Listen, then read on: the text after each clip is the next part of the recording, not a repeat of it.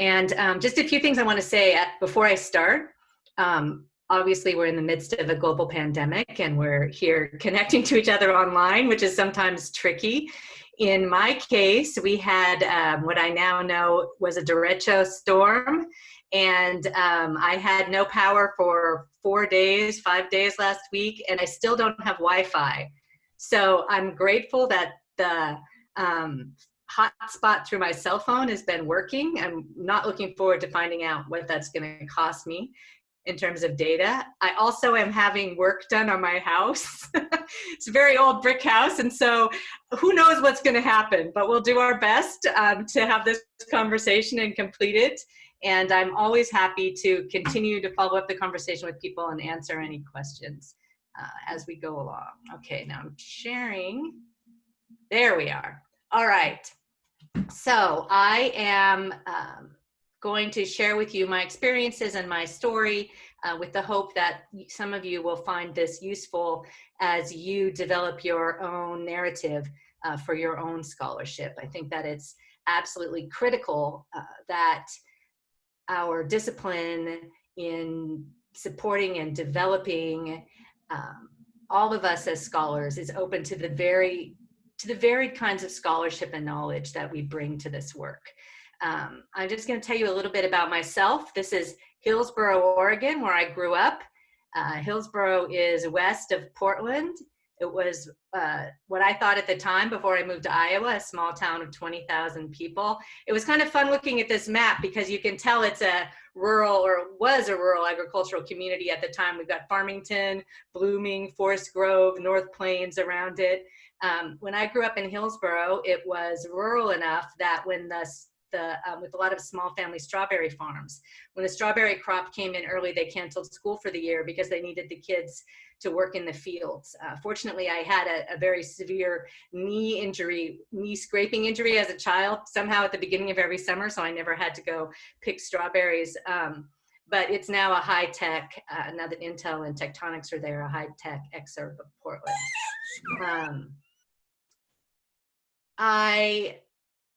I say this as a starting place because I've been surprised how those roots have continued to shape me. I grew up in a Catholic family, went to Catholic school, and really my connections to social justice and the questions that I continue to pursue really began in that place in that time.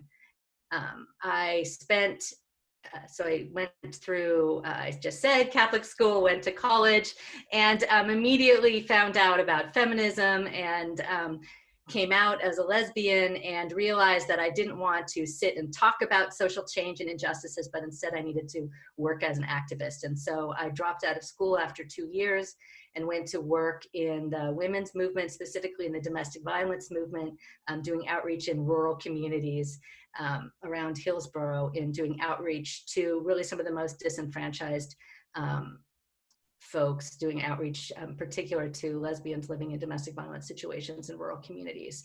And so I did that for a number of years, and it really began my interest in housing, because the programs that I used at that time to get women into, from shelter into more stable living situations, those programs don't exist today. And as I moved forward and continued to follow other paths, that question stuck with me as well, right? So how is it that marginalized, disenfranchised, people who are suffering from violence and oppression, how are they finding home, right? What are we doing to support them? So this is my zigs and zags bullet point there. And so I finally realized that the world had become a bleak place, living with these stories of violence day in and day out. And I was ready to find a different way to really go from what I called the revolution, one woman at a time, to trying to affect more systemic change. So I went back to school at Portland State University and studied environmental studies and studied community development. And really that's where I found planning. Coming from Oregon, planning was always part of the landscape, part of our shared heritage there, right? People have bumper stickers about planning in Portland. In Oregon, it was shocking to me to move other places and find out that that wasn't the case. So then going to graduate school, going back to school and then going on to graduate school and realizing that these questions were really the work that I wanted to do. But these questions grounded in the communities and in the lived experiences, in people's lived experiences. When I graduated, so all throughout graduate school, and again, I'm going to try to go through this quickly, but I'm trying to do this to put together kind of my context and narrative, so then I can talk about how I've then explained it in my dossier and in my narrative, and really use this to shape how I see my own scholarship. Throughout graduate school, and I think this is the case for many of us who do community-based work, I was doing my classwork, right, but I was also doing research, community-based research. So really, there hasn't been a time since I left school, since that first dropout in 1990, where I haven't been engaged in doing community work. And my experience in graduate school was that I had the kind of community-based, what now I would call community-based scholarship, right? But my community-based activism, I work with communities. And then I had the classroom work and the school work. And I was thinking about these things and how they came together, but it was really two separate tracks, right? And those two tracks have always been a part of my experience. And I really believe that this split creates significant challenges for folks who are doing community-based work. For those of us, many of us, I think as planners, as particularly folks who are interested in social change, we have the work that's engaged with communities, and then we have this idea that there's this other kind of work that we need to be doing too, this other kinds of scholarship. And so hopefully what the story that I'm telling today is about how to bring those two things together, right? And how that really becomes who you are as a scholar, and telling that story of who you are as a scholar is critical. All right, so graduate school, working in communities, largely in West Oakland, and doing my research, my dissertation research, which is looking at the redevelopment of public housing. And so I go on the job market. And what I learn, I'm going on the job market before marriage equality, and I learn, I'm getting emails from places like University of Michigan, and I'm learning that there's a lot of places I can't go, right? That as a lesbian, my family isn't going to be safe, and I can't go to a state that doesn't have marriage protection, marriage equality. And so what state at that time had marriage equality? The great state of Iowa. I think it was quite a surprise to my wife when we ended up here, because I was like, Michigan, there's this job at Michigan, apply to Michigan. And she said, no, you can't do that, because at that time, Michigan had some of the worst same-sex family law in the country. And I said, well, then where can I go? And she said, Iowa. So here I am at Iowa State University. And Iowa is important for a couple of reasons, and this is the end of the context, and then I'll move on to the narrative itself. Iowa State University is the original land-grant institution, right? And so what that means is that community work is important, right? We are constantly being asked to explain how our effort as a university contributes to the state of Iowa. So that was an unexpected blessing, right? A land-grant institution makes complete sense for me, because I'm actually expected to have those different elements, right? I'm expected to be engaged in this place, in this state, and to be doing my other kinds of scholarship. Iowa is also an interesting place. Coming from the West Coast, and in particular from California, government's been broke for a long time in California, right? And there's a lot of nonprofits really that do a lot of the work of government and a lot of the work of planning. Well, here in Iowa, that's not the case. So we have the university, we have government, and although this is a place with an largely anti-government rhetoric at times, government does a lot. It does a lot of what people need. And then there's extension. What there is not a lot of is nonprofit institutions. And so when I moved here to a new place as a community-based scholar, I started building relationships, started looking for these nonprofit organizations, and there were very few, right? And so this is an important part. I'm going to circle back to this outreach and these building networks, because this is part of the work that we do. This is part of our scholarship. And so that added time to learn how to connect to communities, which is the other challenge in this work. And Oh, the other thing, which maybe isn't as important, but it's just something that I'll share, is that this is not a talky place. I come from the West Coast. I tell my students in the West Coast, we talk about our feelings like you folks talk about the weather, right? Like it's not personal, it's not private. It's Oregon, right? Has all of these collaborative conversations, and that is not the way things are done here as well, right? So you have to work within the context of the particular place you are.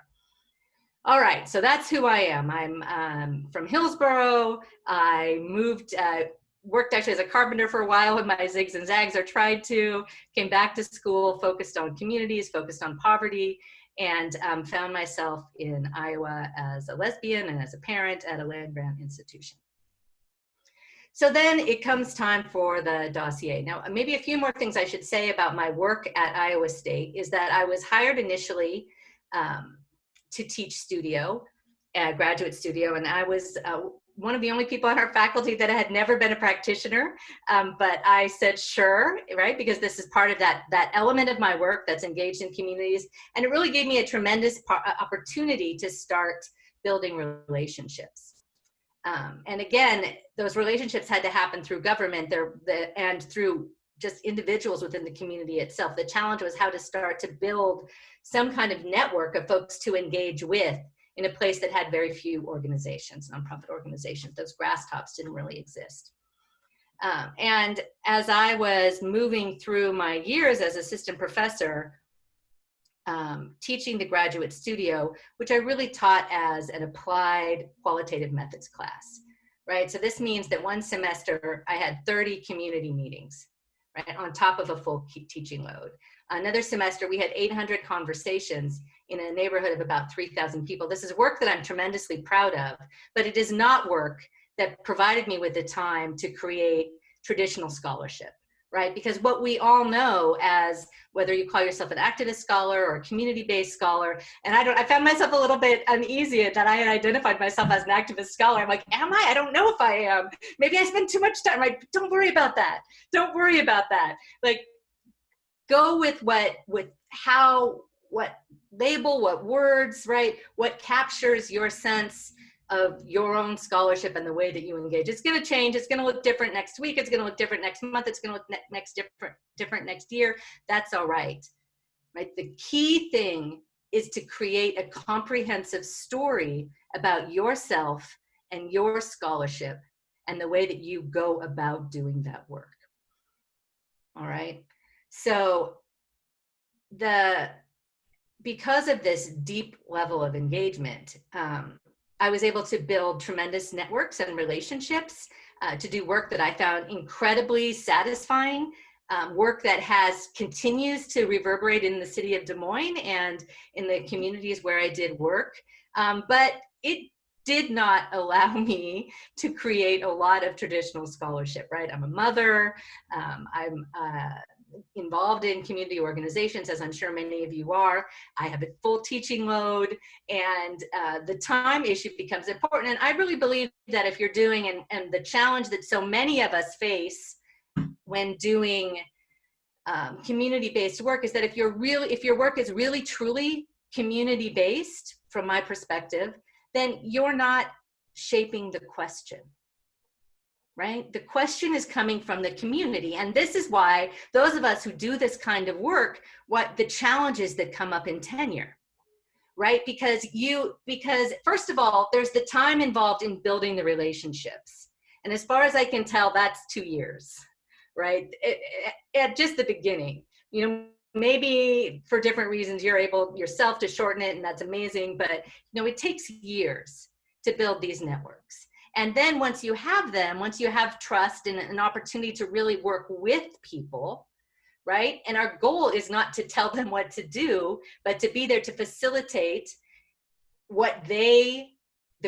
answering the questions that they want to answer and driving the changes that they want to see happen in their neighborhood. What I said in all my neighborhood work in Des Moines is that these activists, these men and women in these neighborhoods, right? They know what their neighborhood needs.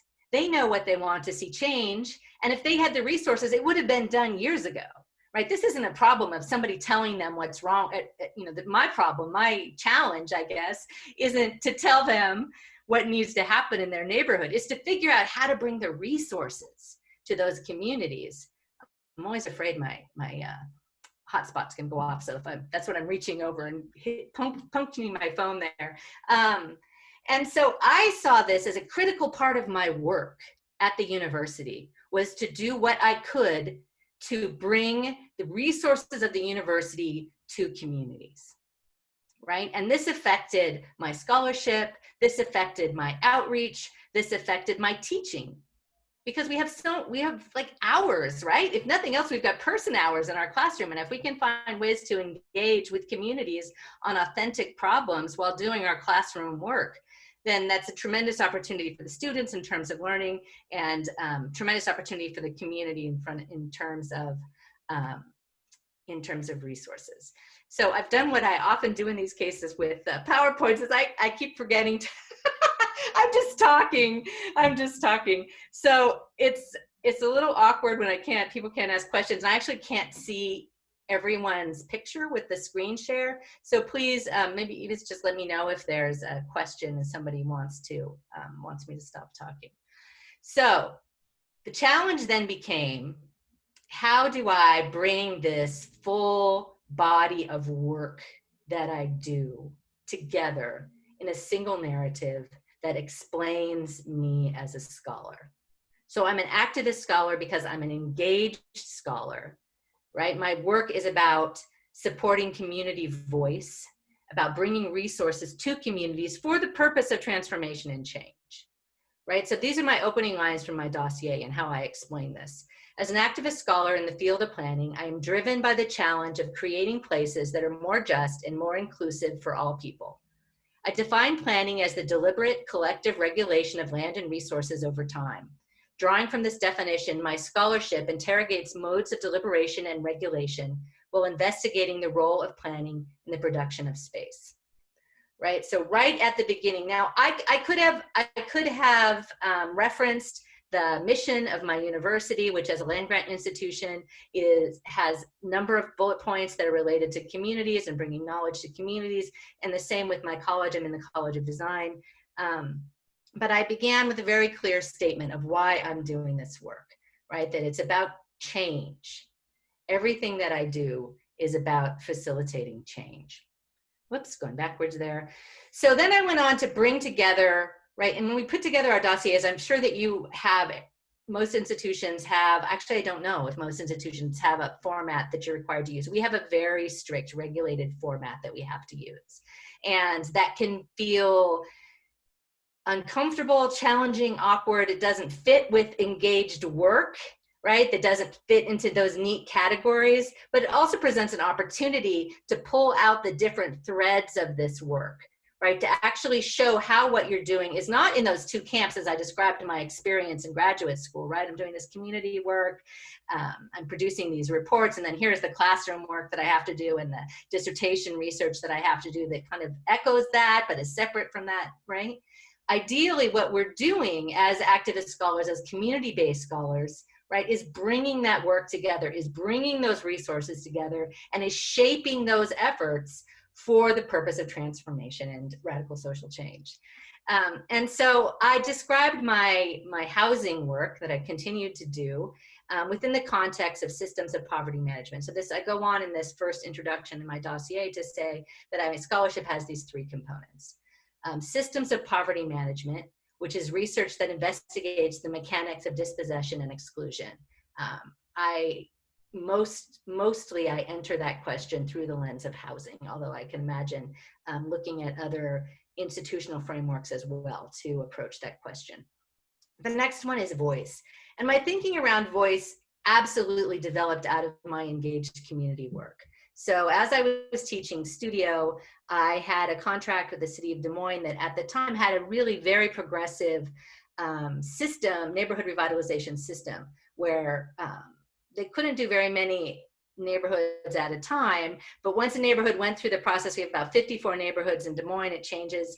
Neighborhoods could apply to go through the process to become, and neighborhoods get to set their own boundaries to go through the neighborhood revitalization process. And we worked with those neighborhoods, with 6 different neighborhoods, to create neighborhood revitalization plans. These were led by the neighborhood associations. And then those plans became part of the city's comprehensive plans. They actually became the guiding documents for resources and development in the city. So it was a very exciting program to be a part of. And like I said, we were able to do this deep engagement. So you can imagine if we're having conversations with 800 folks in a neighborhood of 3,000 people, we're able to really provide for the city, take our resources, the people time that students have, their expertise as planners, and really get to the point, not just to the point of trying to bring lots of people in, right? That kind of traditional measurement of participation, because that was a huge failure our first year, complete failure. People don't come to public meetings, as we all know, right? And in particular, not when you're working in neighborhoods where people can't get to the meetings. We did all the best. We did all the best practices, everything we could to get folks to those meetings, but it didn't work. So then we tried using an approach based on inclusion, building capacity, engaging people over time, right? With the idea of helping people, supporting people to be able to change the outcomes in their neighborhoods, right? And ultimately, and to be, like I said, engaged over time. And so finally, after several years of doing this, what I began to recognize was our critical, really our critical role was what I describe as voice, which is, yes, to engage as many people as we can, but in the places where they live, where they are, where they have their lives. So we had students at the gas station, right, on folding chairs on the corner outside the Get and Go. They went to football games, they went to churches, they went to all of the businesses in these neighborhoods. And the goal for voice then being not just to bring in many people and not just to affect the outcomes, but actually to be able to circle back to the beginning and change the questions so that the questions themselves were from the neighborhood, were from the community, were from the marginalized groups that we were working with, right? Because the questions are often couched in the voice of power. And so our goal then, and my goal in doing applied research and outreach projects, was to engage directly with marginalized communities, to focus on the good work they were already doing, and then how we as planners or as a university can bring resources to those efforts to affect change.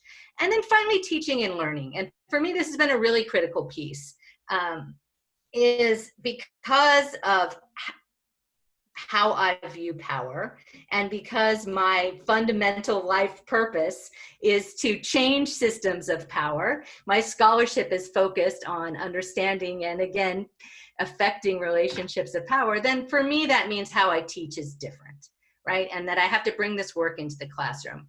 Iowa State University also supports the scholarship of teaching and learning equally with other kinds of scholarship, which meant that there were opportunities to do research related to teaching and learning. I teach using a team-based learning pedagogy, and I've been involved for several years with some colleagues in engineering on research looking at how to improve the fairness of the peer review process. So these three elements: systems of poverty management, voice, and teaching and learning. And that became then the core framework of my scholarship, right? Because as an activist scholar, I'm interested in understanding systems of oppression. As an activist scholar, I'm interested and really dedicated to supporting the voice of the communities where I do this work, right? And bringing that back in to change my work. And then as a teacher, as an educator, how I conduct my classrooms is absolutely essential and part of this work. So that then shaped three questions. And these questions became important in how I put together the rest of the narrative. For systems of poverty management, it's how do the everyday practices of planners and planning institutions shape the distribution of poverty and opportunity. With voice, the question is how do we create inclusive planning processes and inclusive communities? And in terms of the scholarship of teaching and learning, how do we educate for justice and inclusion? And so I used each of those questions then to shape those sections in my dossier. Again, the goal is to create a comprehensive narrative, right? To take everything that you do, because I know you're thinking about these things. I know you are. I know you're bringing it into your classroom and thinking, how do I want to put this class together? How do I want to interact with my students? What do I want my students to take away as future planners, right? How do I want them to go about doing their work? So every part of what you do, it isn't in those 2 or 3 or 4 categories, right? The goal of the narrative is to illustrate the connections and the ways that you bring all of this together to be the scholar that you are. And your set might be different. Maybe you can't call out outreach as a separate category. We're required to have outreach as a separate category. And so you're going to need to think about how to include that into the more traditional research category. But it's important to show those connections because I know you're thinking about it. I know it's part of your work. So I use this quote from Bell Hooks, and I see that autocorrect capitalized and her first name, and I didn't catch that. The classroom remains the most radical space of possibility in the academy. So I use that then as a lens to talk about how I teach, what I teach, right? Then I'm teaching social justice for planning, neighborhood revitalization, even the theory classes and the way I teach the theory classes and housing all revolve around these sets of questions. And then, like I said, also I've become involved in scholarship related to teaching as well. I put together this model for engaged scholarship because I have active classrooms. And I like my students to be engaged in authentic problems, doing work for communities or for community-based organizations.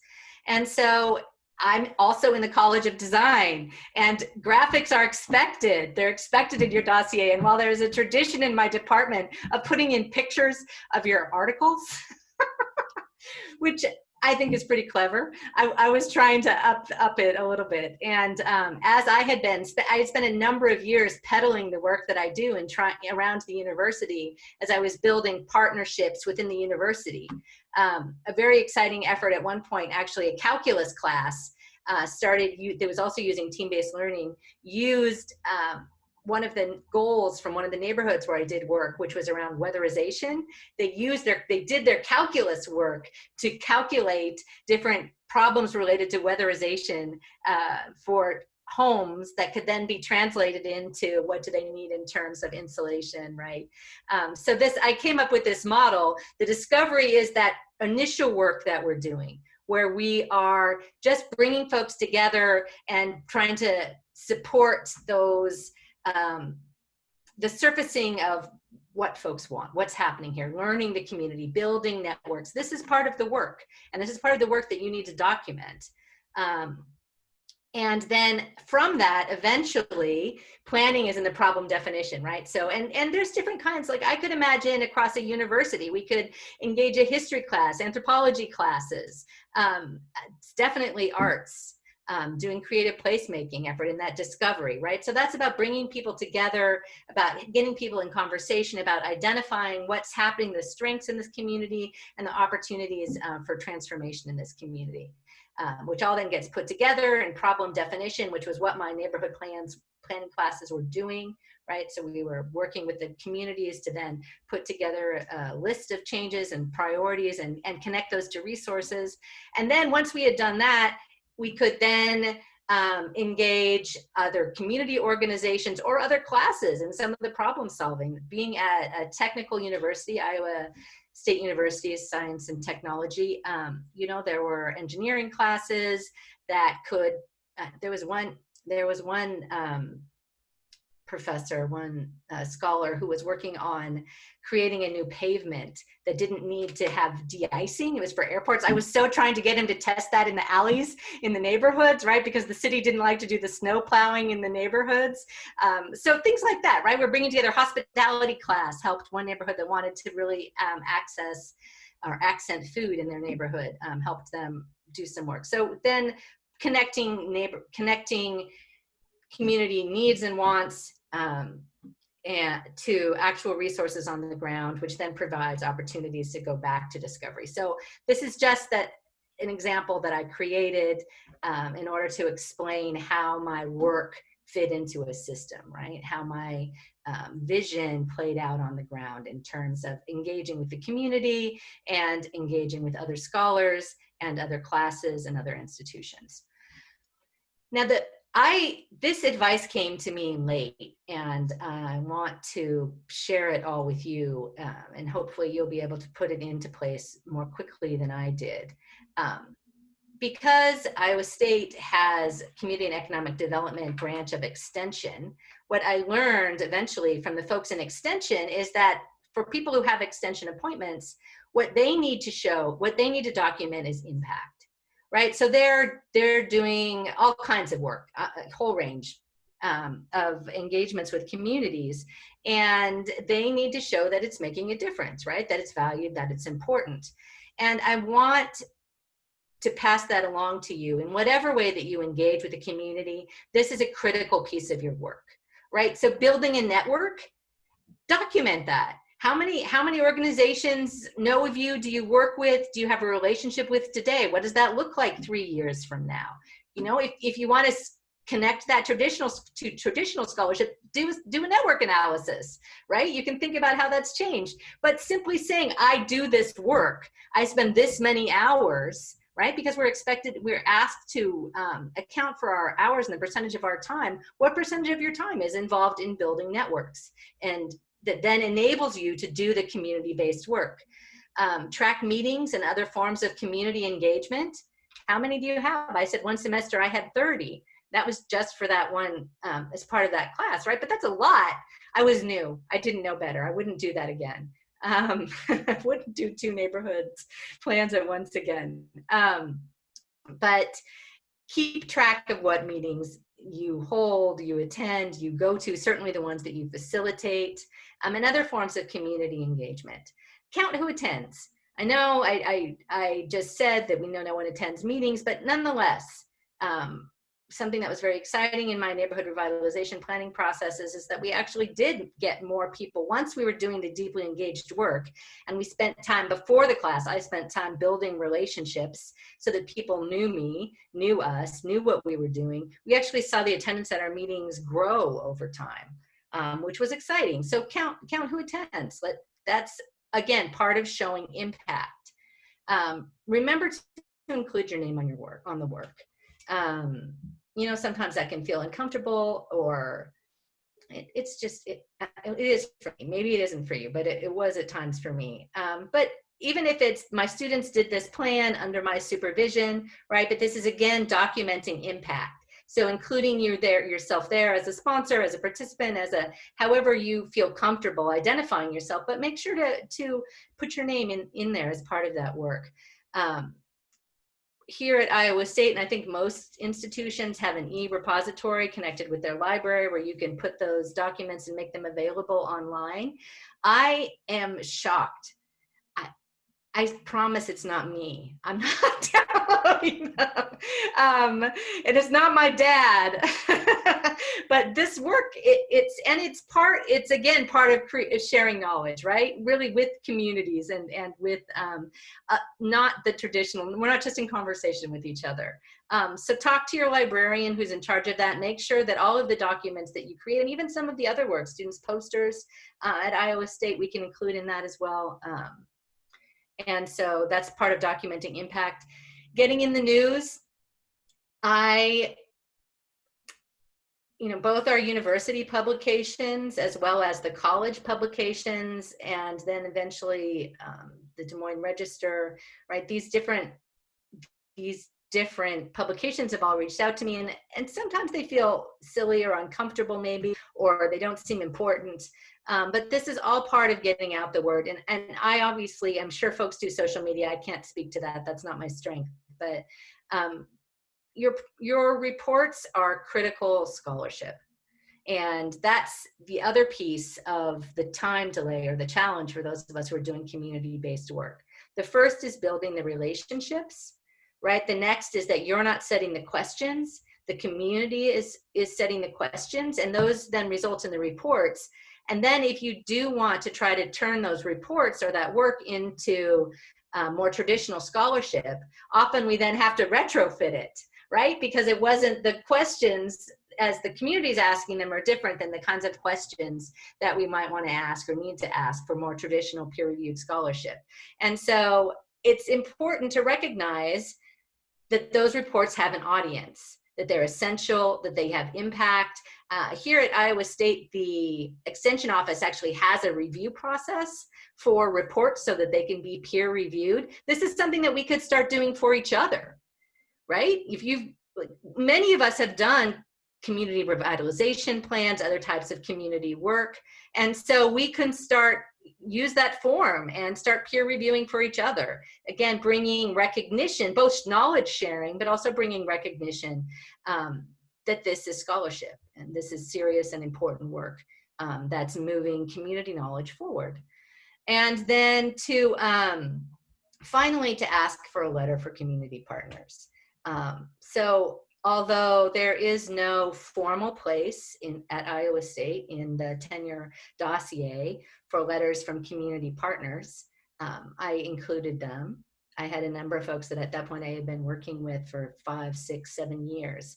And in those letters, they were able to specifically detail what they saw as the lasting impact of my work and our work together, and how it had changed the work that they do in the community and the community from their perspective, right? So that's another important opportunity to document your impact and really call attention to your role in this work.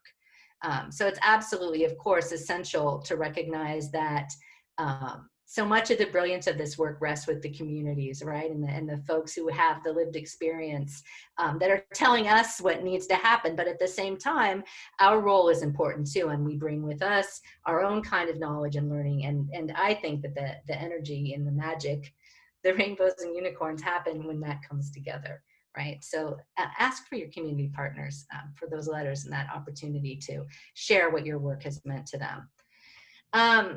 So I'm going to try to talk quickly here so we have time for conversation now. And I just want to focus on this for the last bit here for this outreach section. So I talked about those three posts, foundations that I built my argument about my work as an activist scholar on top of, and then explaining throughout, really weaving throughout the rest of the dossier, how those threads play out in each element. So we have research, which is considered to be the more traditional scholarship. We have service, of course, teaching, and outreach is another element. And so I just wanted to share with you how I made those connections explicit in my outreach. We're asked to share our accomplishments and impacts. And I said my outreach work can be divided into 2 categories. One, outreach as pedagogy, so tying it back to the teaching, and then outreach as community-based research, so tying it back to that research category, right? With service, circle back to your networks, right? This is when you again want to highlight the work that you're doing with organizations. Even if your role isn't formal, if you're there advising or facilitating, whatever your role might be, call that out in your service. It's an important part of that. And then we're asked to report other external measures of excellence and impact. And I said my outreach work in Des Moines has helped me develop a local reputation in issues related to equity, neighborhood revitalization, and housing. And then I went on to talk about invited talks, times where I served a role as a public scholar. I was able to fund students because many of these projects, because they were through the city, which really was just a lovely, unique opportunity. So that enabled me to fund students as part of that work, and then other kinds of products that we created, again, the reports, databases, whatever is the outcome of this work that you're doing, then you want to make it explicit. And so the last thing that I want to say in my final slide here, let's see if I'm going to have to shrink you all so I can actually read it, is to end by asserting the necessity of your voice and your vision as a scholar. And the way that I ended my narrative is by saying all scholars stand on the shoulders of giants, those thinkers whose work shape our discipline and exerts great influences on the future work in the field, and I am no exception. However, my primary endeavor as an activist scholar is to stand shoulder to shoulder with the voiceless, marginalized, and oppressed people who inhabit poverty places and other spaces of injustice. my work recognizes the significant knowledge embodied in their lived experience and the transformation that is possible when the two types of knowledge are brought together to create something new.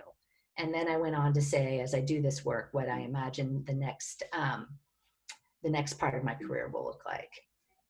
All right.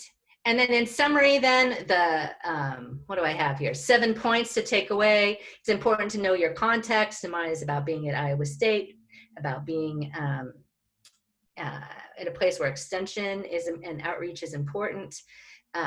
Tell a complete story, right? So each element of what you do, find a description, a phrase, a label, a name, a title that captures that full body of work that you do. And then bring in all aspects of what you do and explain why it makes you the scholar that you are.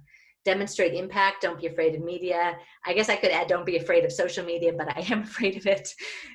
Include and honor your partners in the communities.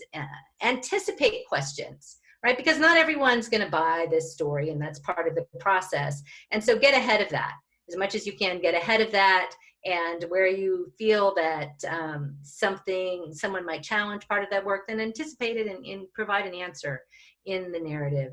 And then finally, remember the necessity of your vision. We absolutely need your work. We need your vision, and we need your scholarship. And I'm sure, I have confidence that your committees will see that as well. So that's my full presentation. Any questions?